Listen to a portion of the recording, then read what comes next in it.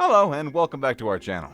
In this video, we'll talk about why used car prices are so high. Before we go any further, please do make sure that you click that subscribe button though. Let's get into the video. We've all heard sound advice from so many economists and financial experts about the difference in assets and liabilities. We've also heard about the fact that cars are a liability as their value depreciates exponentially as soon as they hit the road. Moreover, it requires constant maintenance and has a high interest value. In the car market of the United States, the consumers of the US, so to speak, are well aware of these dynamics. Hence, they prefer to buy cars that are a year old or older to spend reasonably on automobiles. The consumer behavior is well separated across the world.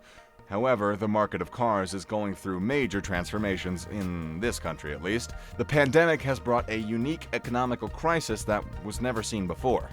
The used car market is extremely essential in the United States. Almost all adults of decent earning have their own car.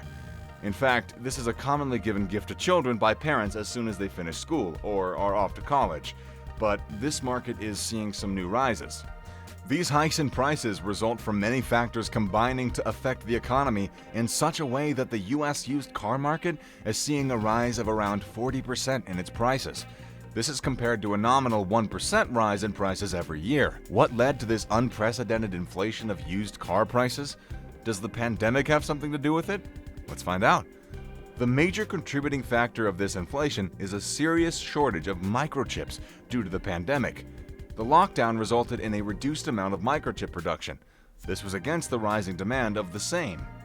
People were working from home and spending all of their time with smarter devices. This naturally meant that the microchips that were available already were used to fulfill the rising demand for these devices. This left very few available for cars and their electrical parts, especially cars with advanced features, for instance indicating when it was in between lanes, automatic parking, etc.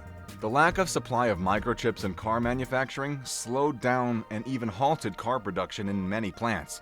This had a domino effect in the car market all around.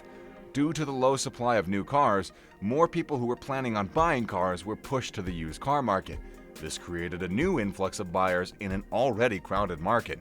Moreover, the people who had halted their planned purchasing of cars due to a sudden lockdown were now resuming their car buying plans. So this created a simple scenario of high demand and low supply, as dealers were not able to provide buyers with cars within their expected quality and miles run. The end result was hiking up the prices and getting even lower expectations met. The renting services that usually provide used cars to the market had to hold down to their cars due to the rising demand and traveling after the lockdown started lifting. This reduced the number of cars available to be sold furthermore. This was one of the major contributing factors to the spike in used car prices. In an economy where $600 billion are spent in buying cars on a yearly basis, this was a huge hit to the customer economy. According to JP Morgan, used cars are costing 40% in June this year compared to February of 2020. To put things in a better perspective, a 9-year-old car would cost around $13,000 or more in June this year. This is directly a 30% inflation in prices of a car that does not have many smart features, that has been run for many hundreds of thousands of miles. The only advice by most economists and experts is to delay your plans of buying a car for at least 6 months. This is because the rise in prices is a temporary phenomenon. However, that is not to say that on the increase in new car availability, the car prices of used cars would readily come down overnight.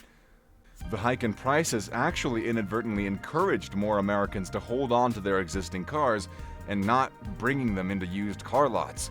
This consumer buyer behavior is difficult to change instantly. The exchange of cars in America was more customary and categorical before the pandemic. There were consumers who would buy only new cars, and then there were buyers who would find it more suitable to get a 1-year-old car when the price has already depreciated from a new car value. Yet it still has that high durability and many of the latest smart features. The pandemic has caused the disruption of this cycle, and the incoming of used cars declined rapidly as a result. This has affected many Americans as the population is gearing towards work from the office system and are asked to join their office right after they feel safe and are fully vaccinated. The prices of cars have declined between May and June for the first time since December. Therefore, the chances of the cost declining for the used cars are there. However, the shortage of microchips and the production of new cars are still going to be unaffected for a while. Therefore, the lack of change in retail prices and the rising demands of used cars is going to make sure that the cost of buying a new car does not change anytime soon. Hence, it is a piece of economically sound advice to wait for at least a year to buy a desirable used car. If not, be prepared to pay the price for the car shortage. Pun intended. So, if you haven't already subscribed, please do so. And if you want to show your support for the channel, all you gotta do right now is take a couple of seconds and press that thumbs up button for this video. Thank you.